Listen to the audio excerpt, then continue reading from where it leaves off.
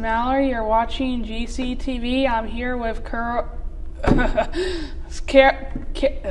You got it, Carole. Carole Collins, who is the director of the Department of the Energy and the Sustainability Yes. Department. Welcome. Thank you so much. So sorry for giving you such a long name to remember, but it's very nice to be here and very nice to meet you. Oh, you too. Thanks. Can you tell me what the Energy and Sustainability Department for Greenfield is and what role you play in the department? We kind of were the first department in Western Mass, so it's sort of been building it from the ground up. A lot of times I say we built the plane as we were flying it because it was sort of like, what does an energy department do? And we can just call it energy department. It's a lot easier. Okay. And so what we do is really just looking for ways there's a goal to get the city to use clean energy, but also that helps save money and it helps reduce costs and it solves problems kind of long term and gets us closer to our climate goals. What is the importance of the energy department for the city? I think it's wicked important, but so we're always looking at things that my little motto is if you plug it in or turn it on, the energy department should be involved. So we're just looking at ways. There are so many fantastic ways to kind of improve upon energy consumption and making things greener and easier and cheaper. So that's really, it's a role that kind of gets involved with a lot of different projects and departments and just tries to plug in and help. No pun intended there. But, find ways where we can help, like getting electric vehicles or insulating buildings so they don't use as much heat and they stay cooler in the summer, things like that. What role do you play in the energy department? So I am the director, and I've been there since it started. It was started in 2014. Before that, I worked as the Energy and Sustainability Coordinator for 4 years. So again, it's been kind of this figuring it out as we go, and it seems to work, and we've had a lot of success with both reducing the total energy consumption of the city, which also has reduced costs and improved equipment. And so in my estimation, it's kind of a win-win-win. What has your education and career been like leading up to this job? That's funny you ask that one, because I started from a very circuitous path, partially because this field didn't exist when I started school because I'm old. So it's been kind of piecing it together, and it's great to see that now there's a whole field and there's programs related to, lots of different names, but sustainability, climate resilience, adaptation. But I came from a field of environmental science, architecture, and planning. So it was all about how to do all those things sustainably. And again, just kind of each job kind of wove me into this path.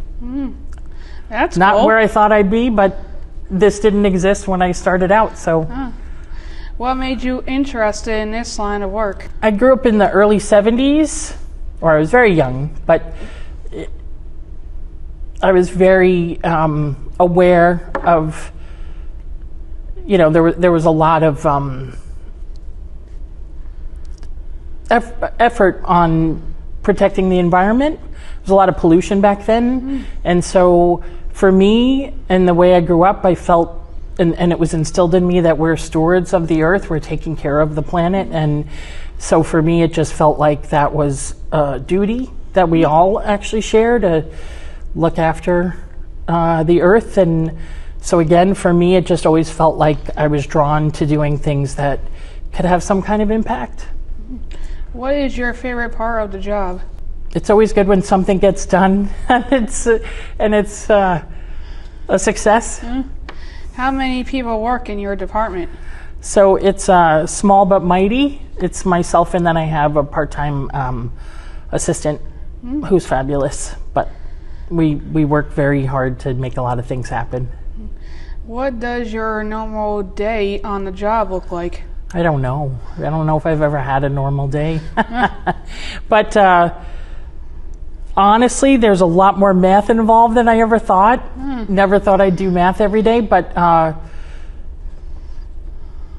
there was a lot of trying to, I don't know, a normal day means working on a lot of different projects and kind of like little pieces of each one to kind of move things forward. I would say that the job is most similar to being a project manager, which I didn't really know what that was until I was doing it, but it's making sure, taking projects every step of the way from thinking about them, trying to fund them, make them happen, work with people, and bring people in that need to help make it so, and then watching it through to the end. Like the library across the street, that was, I was one of the members on the building committee, and my goal was to make sure the building was as energy efficient as possible and high performance, and we achieved that, so that was great. What skills are most important to have at your job? I'd say being very, very determined, tenacious. I like to think problem solving, because a lot of the projects I've worked on, they may not have been what I thought I was going to do, but an issue came up and it was just like, well, we have to solve this anyway. Let's do the most sustainable thing we can. And then my job is to kind of, how do you make that happen? And trying to pull that together. Good at math, maybe, or Excel, but that's just more because we have to track a lot of information to know how we're doing. That's how we know if we're saving energy or where things are heading. Can you describe some current or recent projects your department is working on? So currently we're working on, one of the things I can point out is a fleet study. Which doesn't sound that exciting, but it's a way to look at all of the vehicles that the city has. And there's a lot, because DPW has to plow the snow and pick up trash, and there's a lot of different departments that do a lot of great and important jobs. So we're in the process of getting a study to show us how we can replace those with electric versions or clean energy versions of those cars, which reducing our vehicle fuel has been one of the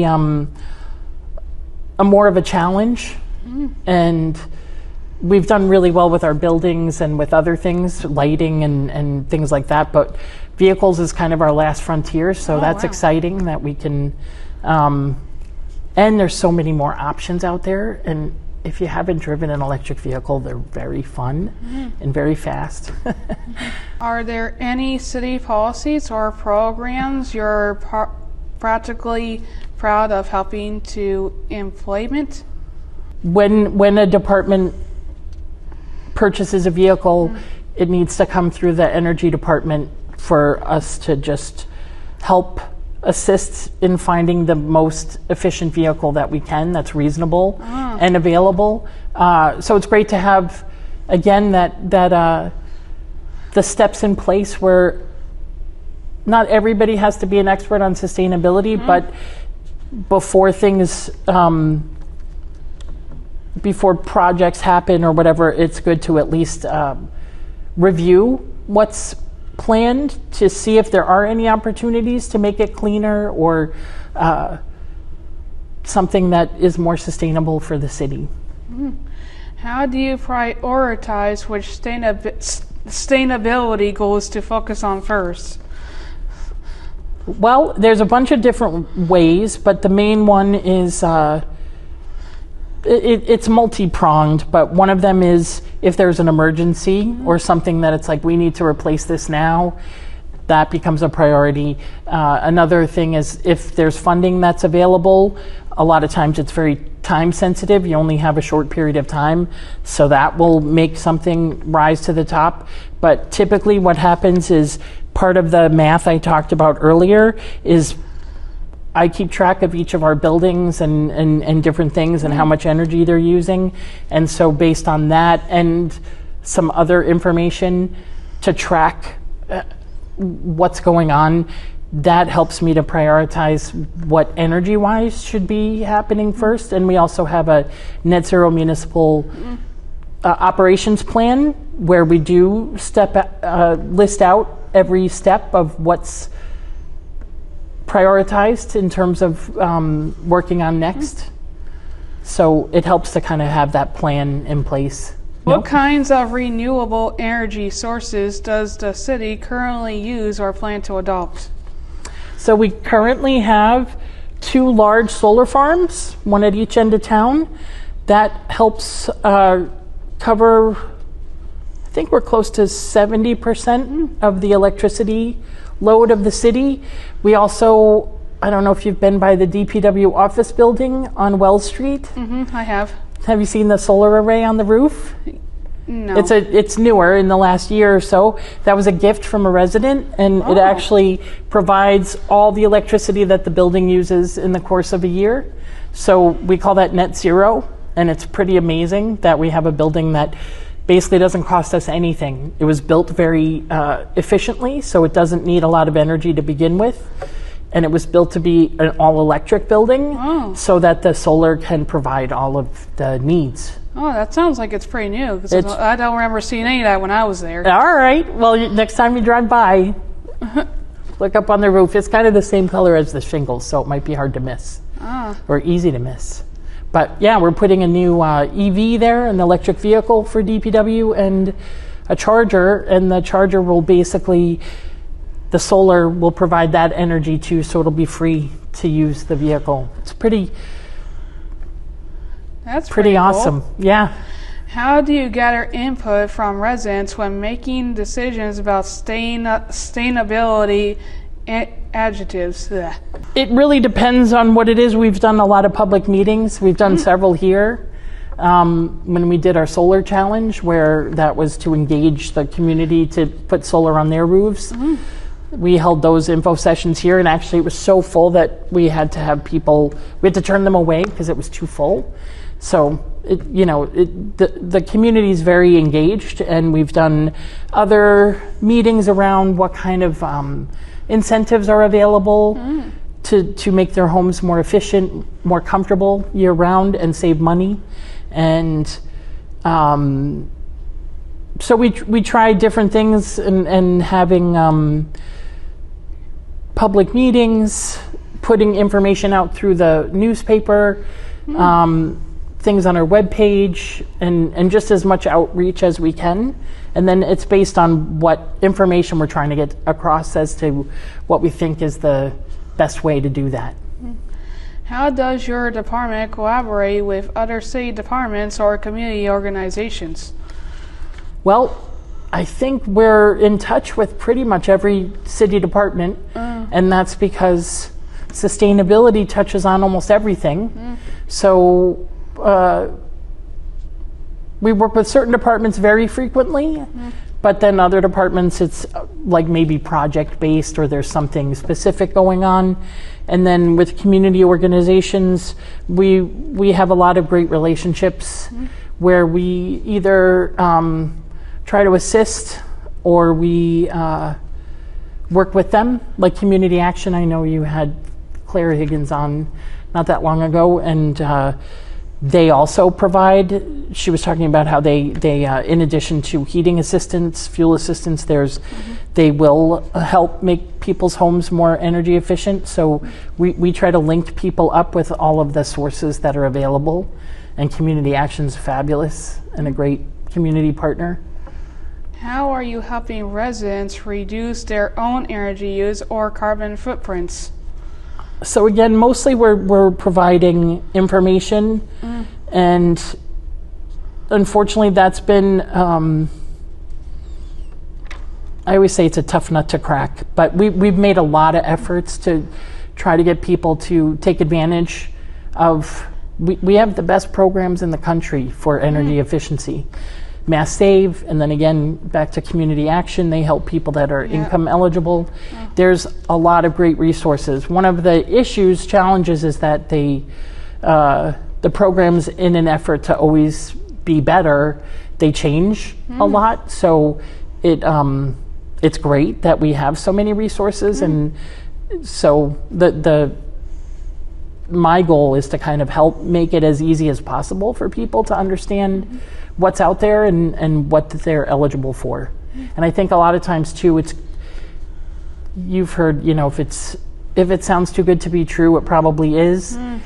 In the case of a lot of things with energy efficiency and renewable energy, even everyone just thinks it's too expensive. I can't afford it. This, it's not for me. I don't have the time. And so many of these programs, including putting solar on your roof, can be very little money down to no money down. There's great loan programs, Mass Save, which again will help you all across the board in making your home more efficient with insulation, to 0% loans to change out your heating system, to installing windows.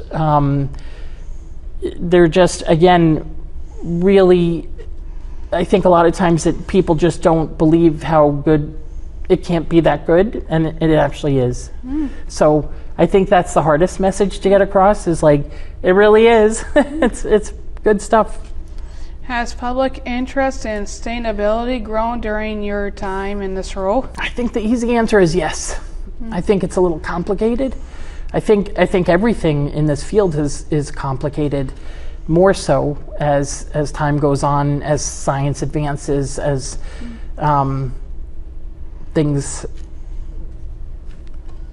get out in the world. But yes, definitely, I think people are it's hard for me to know, because for me it's always been a concern, and it's always been something that I thought of as like a top priority. So it's hard for me to know how other people think about it. But a lot of times I hear people say, oh, I didn't know about this before. So I think once you learn a little bit about it, it's hard not to be really committed to doing something, whatever that may be. What matrix or data do you use to measure the city's progress on sustainability goals? That's where the math comes in, and Excel. And basically it's, again, we're like, how do we do this? How do we even know? So it was making up all of these spreadsheets, and we track all the energy bills. And then right now, we're getting into the first of the year, which for us, July 1st is the first of the fiscal year, they call it. Which I remember when I didn't know what that meant, and it was a much simpler time. But I do know what it means, and July 1 is it. So right now, we're getting all of our final bills in for the last fiscal year. And then I take all of those numbers, and we can see how we're doing. We call that energy tracking. And then again, like I was talking earlier, it helps us identify how buildings are performing. And it's actually really fascinating. It's really fascinating because you can see changes in the weather, like electricity is going up as the summers are getting hotter because they're using more air conditioning. And then we're seeing the heat slowly, typically this past winter was colder, but you can see that the winters are overall getting milder. So we're seeing a shift in our energy consumption.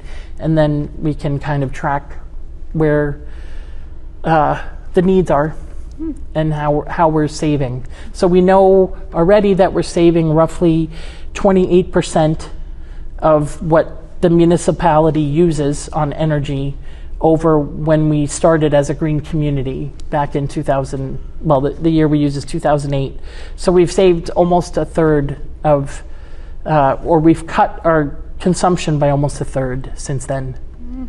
How does Greenfield compare to other motel facilities in Massachusetts in terms of sustainability efforts? We're killing it. No, we're doing great, actually. We've been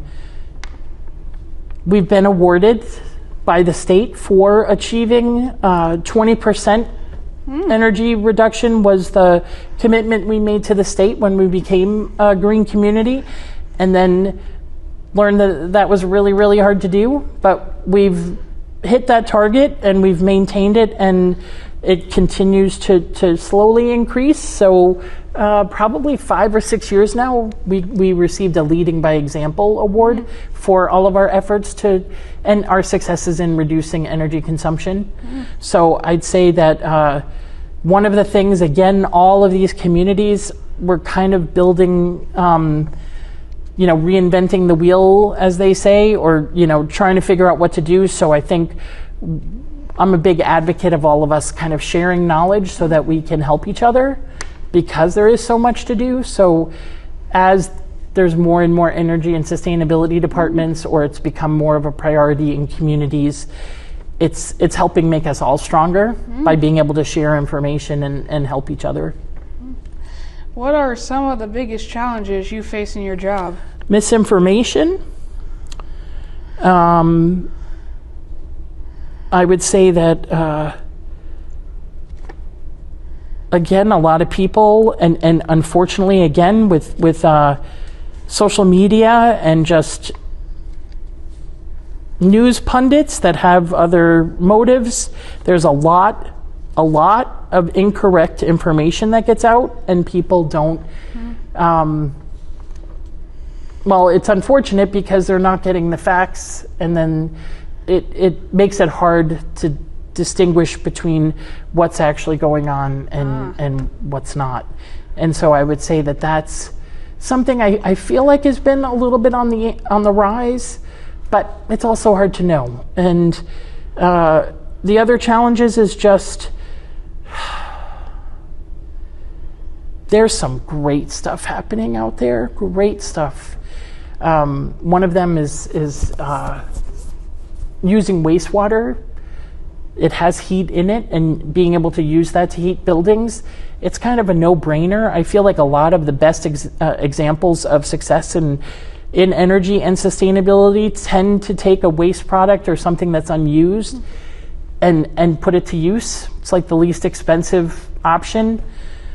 My problem, or the challenge, is finding people that are experienced with those kinds of systems to bring on board. That's just one example, but what's something else?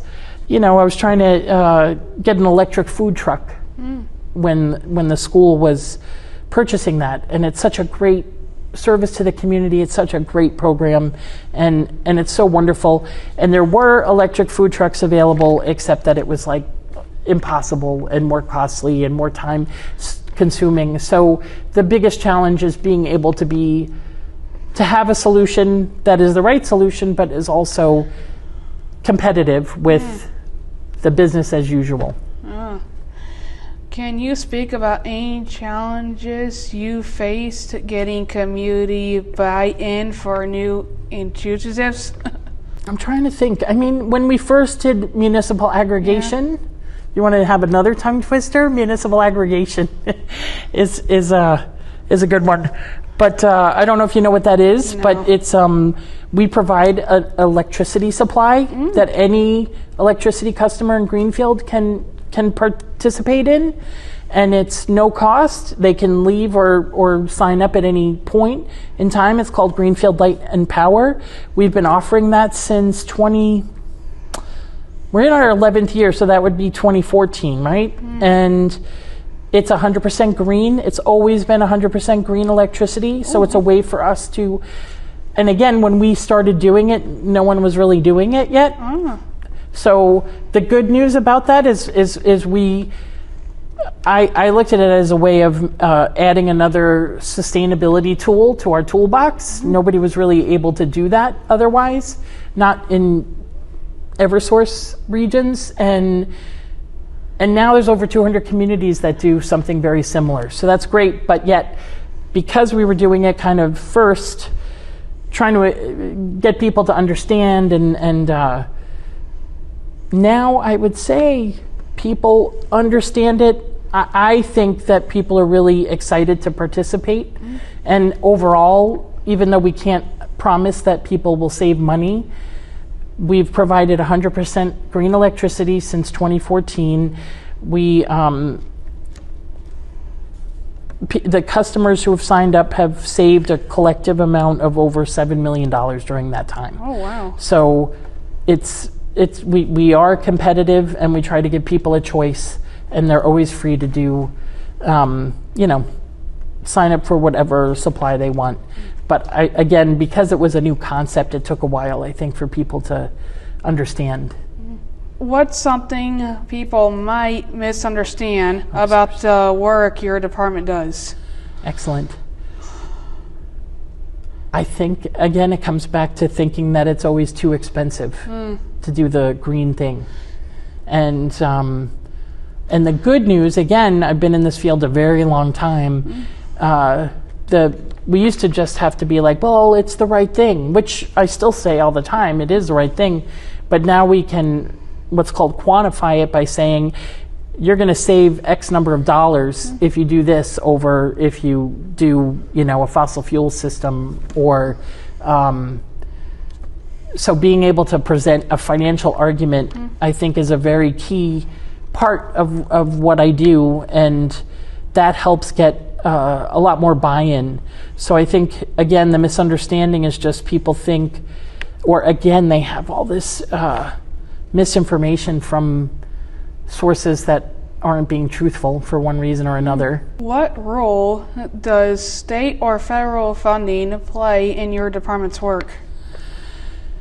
That's an excellent question, and I would say that federal, not so much, which I guess might be good given the current situation, but state funding has been essential. We couldn't have achieved the goals that we have. We couldn't have saved the energy that we have without funding from, in particular, from the Department of Energy Resources.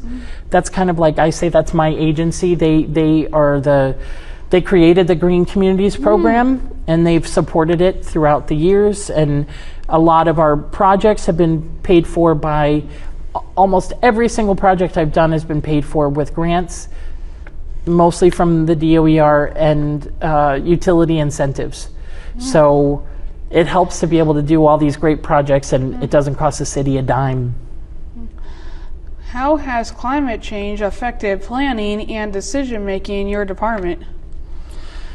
That is also an excellent question, and I would say that my new word, it's really fresh, but it's adaptation, which basically means it's unfortunate we have no shortage of weather events to point to, but we're seeing longer, as you were saying, tomorrow's supposed to be hotter than today.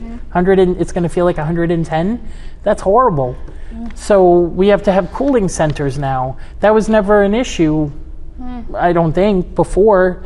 And, so we have to address and be prepared to provide services to people, especially the community's most vulnerable people, that they have shelter, or in the wintertime heat, and in the summertime now cooling, which again is kind of a new phenomenon, newer. Again, I'm old, so I come from way back before we had any of that. But I think we really need to look forward at creating a community that can withstand a lot of these impacts. And part of it is learning what options there are, but a lot of it is just really incorporating just little things into every project and making it more of a habit. What advice would you give to young people interested in a career in sustainability? Well, yeah. Is that the last time you have to say it? Hopefully. No.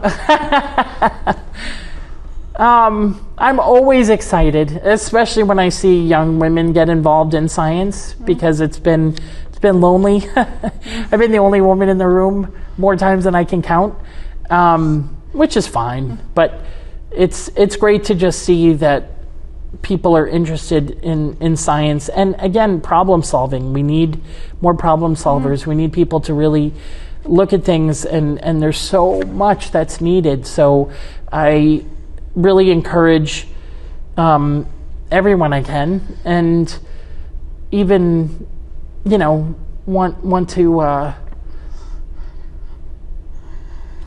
again, like I said, this field has evolved so much that there's a lot more resources available and directions to go in. So it's great to be able to, when asked, help someone kind of find jobs that suit what they're interested in, or internships or pathways. What has changed the most about energy and sustainability in the city since you started working for Greenfield? Again, so a lot of these things that we were doing, I mean, things didn't even exist back then that exist now. There weren't electric vehicles that you could buy when I first started. Isn't that crazy? Yeah. Because now there's like 100 different, whatever you call them, makes. But heat pumps, I don't know, I'm going to talk geeky talk, but very efficient way to heat and cool your home. Those weren't ready for people to be able to use year-round in a cold climate like New England. Now they are. Things have evolved so much. There's so much more, many more solutions. So again, back to like this toolbox. So we have a lot more options. That also tends to make things a little more complicated trying to figure that out. But and then bringing people along. That's kind of my real goal is, people are kind of like, that doesn't matter, climate change isn't real, whatever hokey stuff. And then, my goal is to have them understand at least why this is important, kind of like one step at a time. And then eventually they tend to see like, oh yeah, this is like a better option. So yay. And then you go for the next thing. That's part of being tenacious. What has been one of the most rewarding moments in your work so far? For me, a very huge passion project was the Fisk Avenue Pocket Park. Do you know where that is? By Mesa Verde? Oh, yeah. And is it Wild Roots? It's Wild Roots, right? I believe so, yeah. Yeah. So that was an old, yucky parking lot. And again, back to adaptation. Just rain would just fly off of there and it sloped down. And so we had a plan. Anyway, I was very, very excited. It was a lot of work for a relatively small project, but turning that parking lot into a park with a native pollinator garden and benches to sit, and still having all of the parking that was originally there, just moving it out. That to me is that's what we need to strive for in every project, is just like looking at it and saying, how can we do this better? Like that parking lot didn't work very well. It wasted a lot of asphalt just having people like kind of pull in and pull around, and then they'd hit the wall. So this all started because DPW needed to replace the retaining wall that was in there because it was so dinged up and rotting. Oh, wow. And that was a great way to kind of be like, oh, while we're doing that, why don't we see about making it into this pocket park that we had plans for from the Conway School of Landscape Design. They did a fabulous job, and it was a good launching off point. In the end, I feel like what we got was beautiful and more fitting for the community. It's much more like kind of sustainable by there's edible plants along the wall. Everyone in the area got involved. It was a very collaborative, wonderful project. So that, I would say, is my... What are your hopes for the future of the city in terms of energy? That we keep using less and less by doing fabulous things. And ideally that it becomes easier, more that we're able to solve these problems with great contractors that can implement the things we want to see done. Are there any upcoming changes or plans the public should be aware of? Well, I mean, it's coming. The police department's about to get their first electric vehicle, which is kind of a big deal. So I would say that's kind of like a tipping point of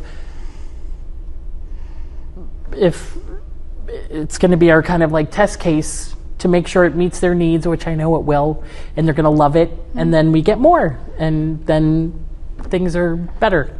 So that's something to look for. What else is going on? The fleet study, like I said, but that's kind of in the same wheelhouse. And I'm just trying to look at my list here. But how's that? Was that good? If you could make one major change to improve sustainability in Greenfield, what would it be? I really want to push the envelope of things related to, again, kind of being innovative, looking at what other communities are doing that might be hard, but that could make a huge difference. And I'm constantly reading case studies and looking at things that are going on. One of the things, again, a little outside my wheelhouse, but I come from architecture, sustainable architecture, and I am all on board with 3D printed housing. And there's some groups that are they're visionary, they're innovative, and they're doing it now in a sustainable way. That was kind of the key hurdle, was making concrete that wasn't so energy intensive and greenhouse gas producing.